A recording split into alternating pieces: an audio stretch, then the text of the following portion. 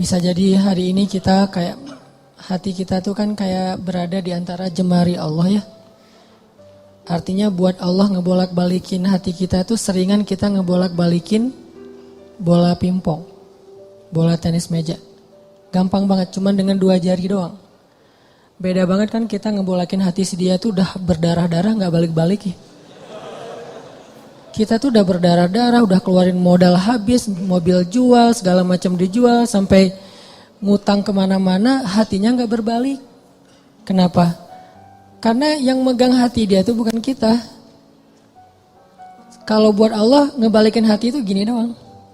Di antara jemari Allah. Ini bukan masalah Allah itu punya jari ya. Karena laisa kamitslihi syai'. Jangan dianalogikan punya jari kayak makhluk, itu nggak boleh. Cuman di sini semacam permisalan betapa mudahnya buat Allah ngebolak-balikin hati orang. Orang yang mungkin nggak pernah kebayang dia bakalan masuk Islam, yang kebayang oleh yang lain tuh dia bakalan mati dalam keadaan memusuhi Nabi itu, malah ternyata dengan mudah Allah balikan hatinya. Justru di hari ketika dia pengen bunuh Nabi. Di hari ketika dia bawa pedang tanpa sarung. Kalau bawa pedang pakai sarung itu masih labil. Bunuh gak ya, masukin lagi, keluarin lagi kan ya. Ini gak pakai sarung, artinya udah mantap banget nih pengen bunuh Nabi. Gak akan dibawa pulang tuh pedang, kecuali ujungnya udah berdarah. Di hari ketika dia pengen bunuh Nabi, di hari itu juga Allah tunjukkan keajaiban. Allah tunjukkan kebesarannya. Allah gak mau bikin Umar masuk Islam pas lagi normal. Itu gak keren. Ceritanya tuh kurang klimaks. Ini pinter hebatnya Allah ya. Allah kan maha hakim, bijaksana banget.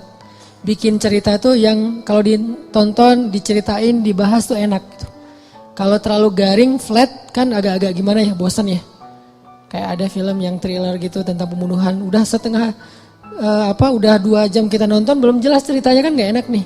Gak ada klimaksnya. Nah ini dibikin klimaks, justru titik baliknya itu di posisi yang paling nadir, yang paling sulit. Posisi ketika dia mau bunuh Nabi malah dia dapat hidayah. Segampang apa? Segampang ngebolak balikin bola pingpong dengan 2 jari. Mungkin lebih ringan dari itu. Bukan mungkin, pastinya. Jadi alhamdulillah Allah masih menetapkan hati kita dalam keislaman, masih menetapkan hati kita untuk mencintai majelis-majelis surga. Bukan berarti di luar itu majelis neraka, bukan ya. Enggak, kita kan prinsip saya mah respect each other, no judgment, kan itu prinsip saya. Jadi saya kalau ngebahas kebaikan, enggak ada maksud menyinggung ke yang lain bahwa itu buruk, enggak. Cuman mencintai majelis ilmu itu salah satu majelis yang luar biasa loh. Malaikat aja cinta, apalagi kita. Artinya malaikat itu nggak punya modus apa-apa kan mencintai majelis ini. Nggak gara-gara malaikat datang ke sini terus malaikat dicatat sama malaikat lain. Lu datang ya, gua catat nih. Nggak kan? Malaikat nggak saling mencatat lah. Malaikat kan mencatat manusia. Kalau malaikat saling mencatat kan ntar jadi ada transaksi gitu. Lu catat gua, ntar gua balas catat lu, saling mencatat gitu kan. Berapa? 10. Udah tambahin deh nolnya. Kan 0 doang jadi 100 misalnya. Nggak ada malaikat saling mencatat amal malaikat. Malaikat itu mencatat kita. Jadi nggak ada modusnya malaikat datang ke majelis ilmu itu kecuali karena memang majelis ini emang baik. Malaikat itu nge-like bukan karena pengen di follow back sama kita, nggak butuh malaikat follow back dari kita. Kita yang butuh follow back dari malaikat. Apa untungnya malaikat di follow back sama kita? Nggak nguntungin kan, biasa aja karena followersnya udah banyak. Jadi nambah 1-2 dari manusia tuh kayak nggak ngaruh gitu. Kalau kita penting banget di follow back sama malaikat. Kenapa? Karena malaikat kalau nge-follow back itu pasti komennya itu kebaikan. Allahumma firlahu warham. Itu komennya malaikat. Ya Allah, ampuni dia, rahmati dia, ampuni dia, rahmati dia. Jadi nguntungin kita. Malaikat yang gak punya kepentingan apa-apa, gak modus ngapa-ngapain, gak ada keinginan apapun, cinta dengan majelis ilmu, apalagi kita yang memang bermodus. Dan modus kita kalau karena Allah insya Allah namanya ikhlas. Modus kita pengen diingat wajah dan nama kita sama malaikat-malaikat. Nanti mereka akan bersaksi di akhirat. Dia tuh ahli ilmu. Kedua, modus kita pengen dapat doa dari malaikat yang menaungi majelis ilmu. Ketiga, kita pengen dibangga-banggain sama Allah. Allah tuh ngebanggain kita di mana? Di Arasy sampai mention Jibril, Jibril. Apa tuh gua cinta sama siapa misalnya di antara kita. Nama kita disebutin loh, di-mention, di tag beneran itu. Kecuali nama kita mungkin nama yang agak-agak susah dibaca ya, terlalu banyak bahasa-bahasa asingnya. Kalau namanya standar-standar aja, Asep misalnya ya, apa gitu, itu insya Allah malaikat gampang nge-like-nya gitu. Makanya namanya jangan susah-susah. Sampai kakek aja nggak tahu pas tanya, ini cucunya siapa namanya? Nanya ke anaknya, nama anak kamu siapa gitu. Saking susahnya nama anak sekarang. Jadi Allah tuh ngebanggain kita tuh pakai nama kita. Nama yang ada di KTP, nama yang ada di SIM. Kecuali nama-nama terlarang ya. Tapi kalau namanya masih wajar, KTP, SIM itu sama dipakai di langit. Allah nge-mention kita, terus dikasih tahu kepada Jibril. Jibril ngasih tahu ke malaikat. Malaikat ngasih tahu ke seluruh makhluk, ngedoain kita. Kan bermodus tuh. Jadi kalau malaikat aja nggak ada modus cinta dengan majelis ini, kayaknya kita punya alasan yang lebih kuat untuk tetap cinta. Dan ini salah satunya bimbingan hati dari Allah. Alhamdulillah. Kita syukurin terus biar Allah tambahin lagi, istiqomahin lagi. Setiap minggu, setiap bulan, setiap tahun sampai akhir hayat kita. Teman-teman yang dirahmati Allah, malam ini kita bahas tentang life goals. Kalau dalam bahasa ulama itu disebut dengan himmah. Salah satunya disebut dengan himmah. Apa kepengennya kita? Apa yang bikin kita happy? Apa yang bikin kita ngerasa hidup itu meaningful, bermakna? Ini namanya himmah. Mungkin kalau bahasa sederhananya life goals. Sebelum kita ngobrolin tentang masalah himmah, life goals ini, coba kita baca satu paragraf kecil di dalam surat Ali Imran ayat 35. Biar gaung tilawah kita itu makin menggetarkan arasy Allah dengan kebaikan. Surat Ali Imran ayat 35. Kita baca sampai ayat 37. Surat Ali Imran ayat 35 sampai 37. A'udzu billahi minasy syaithanir rajim. Silakan.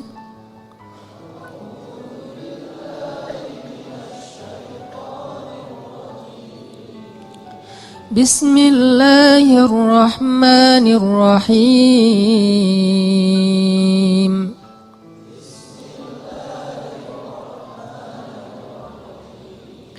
إذ قالت امرأة عمران رب إني نذرت لك ما في بطني محررا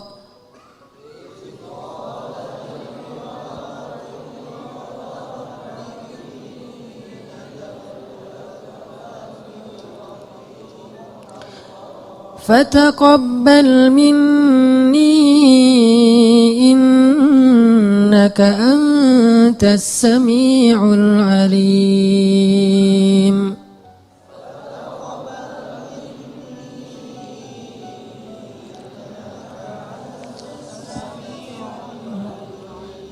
فلما وضعتها قالت رب إني وضعتها أنثى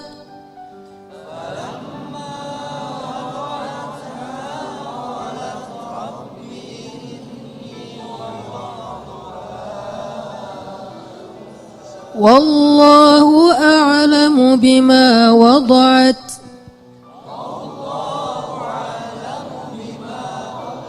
وليس الذكر كالأنثى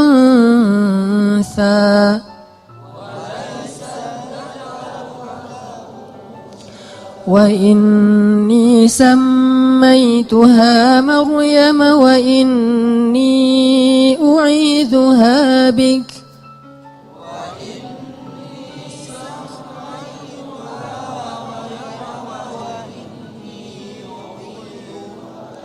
وإني أعيذها نعيذها بك وذريتها من الشيطان الرجيم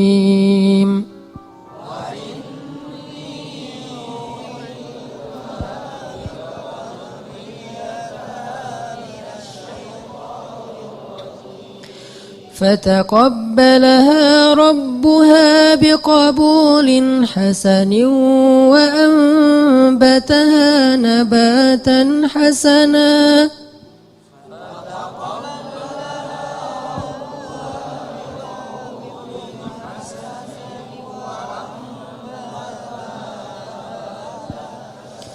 وكفلها زكريا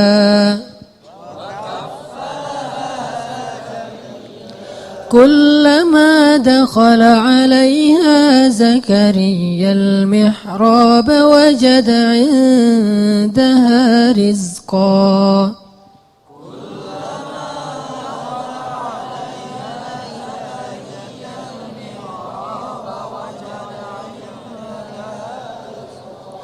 قال يا مريم أنى لك هذا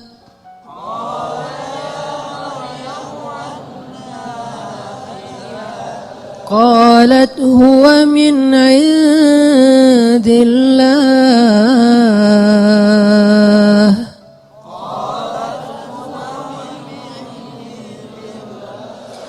إن الله يرزق من يشاء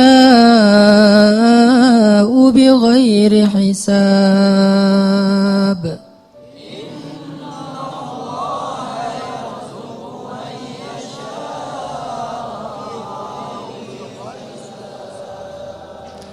Ingatlah kisah ketika istri Imran berdoa, "Ya Tuhanku, sesungguhnya aku bernazar kepada Engkau agar janin yang ada dalam kandunganku kelak menjadi seorang hamba yang berkhidmat kepadamu di dalam masjid, yaitu Masjidil Aqsa. Maka terimalah nazarku itu. Sesungguhnya Engkaulah yang Maha mendengar lagi Maha mengetahui." Maka ketika ia melahirkannya, ia berkata, "Ya Tuhanku, aku telah melahirkan anak perempuan, sedangkan Allah lebih tahu apa yang dia lahirkan. Dan anak laki-laki tidaklah sama dengan anak perempuan dalam aturan-aturannya. Dan aku memberinya nama Maryam, dan aku memohon perlindunganmu untuknya dan anak cucunya dari gangguan syaitan yang terkutuk." Maka Allah menerima Maryam dengan penerimaan yang baik, membesarkan Maryam dengan pertumbuhan yang baik, dan menyerahkan pemeliharaan Maryam kepada Zakaria. Setiap kali Zakaria masuk menemuinya di dalam mihrab kamar khusus ibadah, Zakaria mendapati makanan di sisi Maryam. Lalu Zakaria bertanya, "Wahai Maryam, dari mana engkau memperoleh makanan-makanan ini?" Maryam menjawab, "Semua ini dari Allah. Sesungguhnya Allah memberi rezeki kepada siapa yang Dia kehendaki tanpa perhitungan." Shadaqallahul azim. Ini adalah sepenggal kisah teman-teman tentang himmah, life goals. Bahwa di sini dikisahkan himmah atau keinginannya Ibu Maryam, istri Imran. Dan by the way, Imran ini adalah salah satu simbol keluarga paling keren yang Allah rekomendasikan di dalam Al-Quran. Selain keluarga Nabi Muhammad itu ada dua keluarga lagi. Keluarga Ibrahim dan keluarga Imran. Jadi kalau kita pengen niru, pengen jadi rumah kita itu seperti apa sih? Seperti rumah Nabi Muhammad, Baitun Nubuwah, atau rumahnya Ibrahim, atau rumahnya Imran. Salah satu dari tiga itu. Kalau bisa tiga-tiganya lebih keren. Dan Allah rekomendasiin itu di dalam Al-Quran. Allah telah innallaha astafa Adam wa Nuhan wa ala Ibrahim wa ala Imran alal alamin. Allah menjadikan mereka lebih daripada semua yang ada di dunia. Dua keluarga ini, keluarga Ibrahim dan keluarga Imran. Bahkan sebagian ulama sampai berdebat, Imran ini nabi atau bukan. Sebagian mengatakan Imran ini orang solih, dan sebagian lagi mengatakan Imran ini termasuk salah satu di antara nabi, walaupun bukan rasul. Karena sebagian ulama mengatakan Nabi itu ada 124.000, banyak. Dan salah satunya ada Imran. Terlepas dari perdebatan status Imran, yang jelas dia adalah hamba terpilih. Dan Allah menikahkan Imran dengan seorang perempuan yang sangat solehah. Perempuan yang gak sembarangan perempuan. Yang dari bibit yang luar biasa ini nanti muncullah keturunan-keturunan yang luar biasa, hebat, menyejarah. Sampai Al-Quran aja nyebut mereka, nyebut namanya, nyebut kisahnya, nyebut keutamaannya. Itu keren banget. Dan tadi saya bilang by the way-nya apa? Istri Imran itu adalah adik kakak dengan istri Zakaria. Jadi Imran sama Zakaria apaan? Ipar ya. Karena istri Imran itu adik kakak sama istri Zakaria. Jadi Imran, Zakaria ini orang-orang soleh semua. Yang tinggal di Palestina atau tinggal di dekat Masjid Al-Aqsa. Lama Imran gak punya anak, lama Zakaria juga gak punya anak. Dua-duanya gak punya anak nih.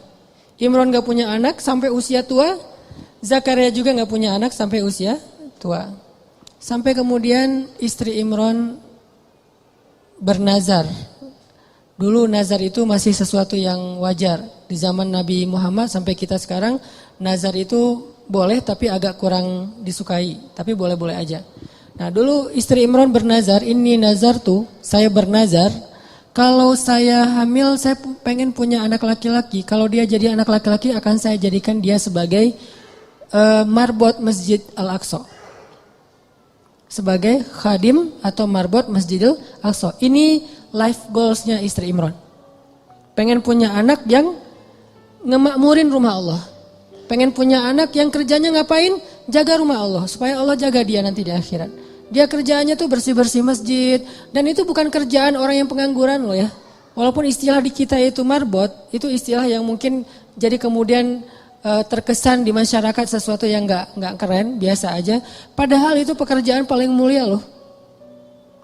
Kalau ada orang yang sebagai mungkin dia yang bertanggung jawab di sebuah bangunan, sejarah, perpustakaan, museum kayak gitu-gitu, ada yang lebih keren, ngejaga rumah Allah Subhanahu Wa Taala. Ngejaga di sini bukan berarti Allah nggak bisa ngejaga. Allah ngasih kita bagian supaya kita dapat kebaikan, karena kehormatan. Kalau Allah menjagain sendiri terus nggak ada peluang kita untuk dapat kehormatan dari Allah. Justru karena Allah kasih kesempatan, ini bukan karena Allah kurang mampu, enggak. Tapi Allah pengen kita dapat kehormatan dengan menjaga rumah Allah. Memakmurkan rumah Allah. Itu life goalsnya istri Imran. Pengen banget punya anak laki-laki bakalan jadi seperti Zakaria.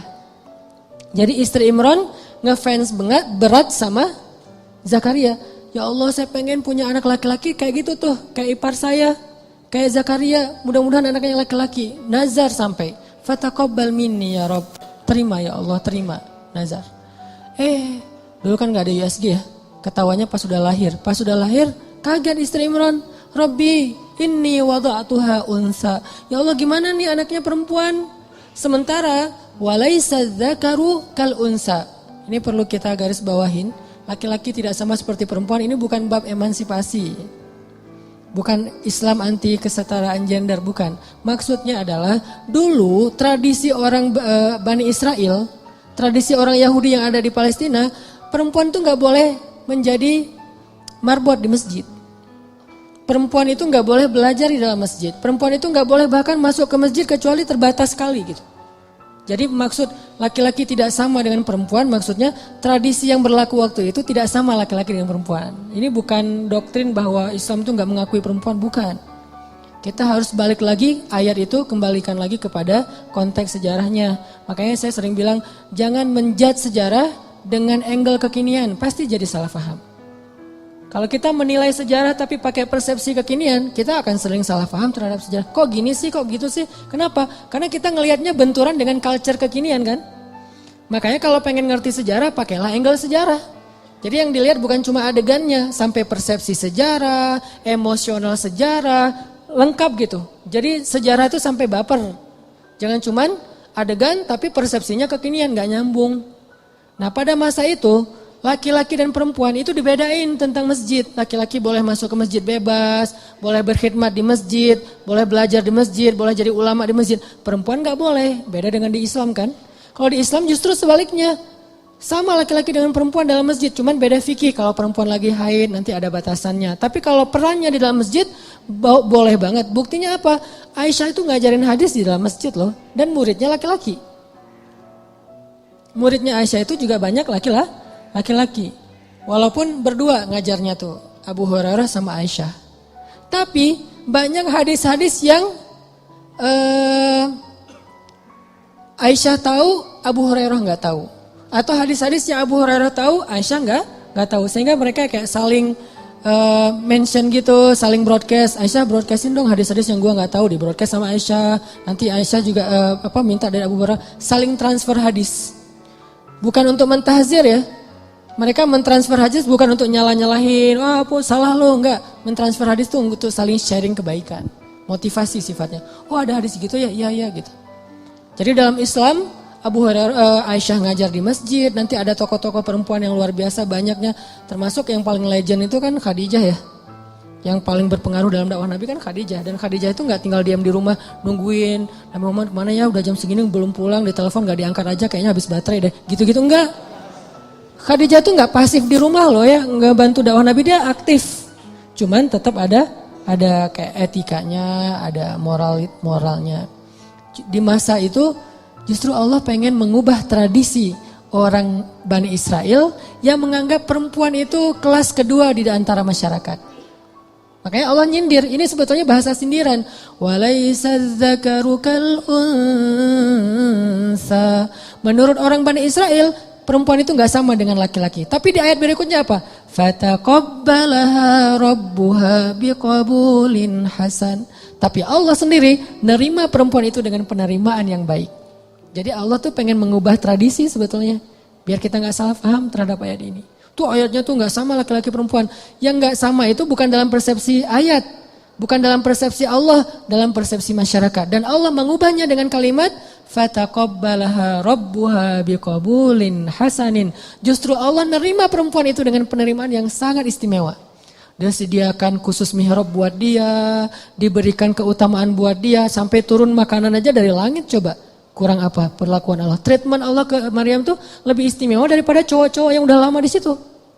Banyak tuh cowok-cowok, ada yang jomblo, ada yang udah nikah, itikaf di masjid, terutama yang jomblo ya. Masih punya banyak waktu lah buat itikaf kan. Kalau udah nikah, kalau keseringan itikaf zalim juga sama istri ya kan ya. Kalau udah nikah mah dijadwalin seminggu sekali. Tapi kalau masih sendiri, itikaf aja setiap hari gak masalah. Apalagi kos-kosan gak sempat bayar, udah di masjid aja. Jadi udah lama di masjid kayak gitu, tetap aja Allah gak ngasih hidangan dari langit. Sedangkan cewek, Allah kasih hidangan dari langit. Di sini menunjukkan bahwa Islam itu menghargai perempuan banget loh. Bisa dibilang jarang banget ada orang yang dapat hidangan celeng datang dari langit. Itu udah buah yang seger, yang udah kualitasnya luar biasa. Di depan Maryam, Zakaria aja sampai terheran-heran. Padahal Zakaria itu jelas-jelas sepakat ulama dia itu nabi. Zakaria aja terheran-heran dengan perlakuan treatment langit kepada Maryam. Sedangkan Bani Israel melecehkan Maryam. Jadi maksud walaysa dzakaru kal unsa, tidak sama laki-laki dengan perempuan di sini adalah Allah lagi nyindir tradisi Bani Israel. Itu maksudnya. Bukan dalam Islam itu laki-laki dan perempuan itu dibeda-bedain, bukan. Udah gitu, ya udah deh kalau gitu udah terlanjur lahirin anak cewek, masa mau digimanain lagi gitu, masa dioperasi segala macam, enggak, susah. Akhirnya ibu Maryam menamakan anaknya Inni Sammaituha Maryam. Apa arti Maryam secara bahasa? Khadimah. Maryam itu secara bahasa artinya marbot, cewek. Jadi arti Maryam itu khadimah, yang berkhidmat, itu bahasa dulunya adalah Maryam, kemudian jadi bahasa Arab. Inni sammaituha Maryam. Saya pengen ngasih dia nama marbot perempuan, bahasa singkatannya Maryam. Mudah-mudahan engkau menerima dia ya Allah. Akhirnya dikaderlah Maryam dari kecil. Bayangin teman-teman, Maryam usia 3 tahun udah nanya-nanya ke ibunya, "Mah, kapan aku ke Al-Aqsa? Kapan aku beribadah di sana? Kapan aku disantrinin? Kapan aku dimasukin ke pesantren?" Itu 3 tahun udah minta-minta kayak gitu. Malah ibunya yang gak tega, "Mah, aku kangen dengan Al-Aqsa." Karena belum waktunya, karena ada waktunya nanti dia boleh ke Al-Aqsa. Maryam setiap hari naik ke atas bukit, menghadap ke arah Al-Aqsa dan berbicara dengan Allah. Ya Allah, aku kangen dengan Al-Aqsa. Ya Allah, aku pengen ke sana. Ya Allah, ini daya tariknya Al-Aqsa. Jadi salah satu ciri orang beriman mencintai Al-Aqsa. Itu salah satu di antara bagian dari keimanan. Mencintai Al-Aqsa. Bukan karena konfliknya, bukan karena sentimen terhadap Israelnya, bukan. Karena emang kayak gitu turun-temurun dari zaman dulu. Ini tradisi. Tradisi spiritual namanya. Dari zaman Nabi Sulaiman udah kayak gitu, zaman sebelumnya juga kayak gitu, zaman Musa juga kayak gitu. Tradisi spiritual yang diturun-temurunkan. Dan Maryam kecil, anak usia 3 tahun, udah cinta banget dengan Al-Aqsa. Pengen kesana, mah kapan. Kenapa bisa punya anak kayak gini? Life goals ibunya, himmah ibunya. Jadi kalau salah satu rahasia dari life goals itu kalau benar-benar kuat jadi himmah, nanti kita belajar apa bedanya himmah dengan sekedar basa-basi. Kalau benar-benar jadi himmah teman-teman, itu akan jadi kenyataan loh.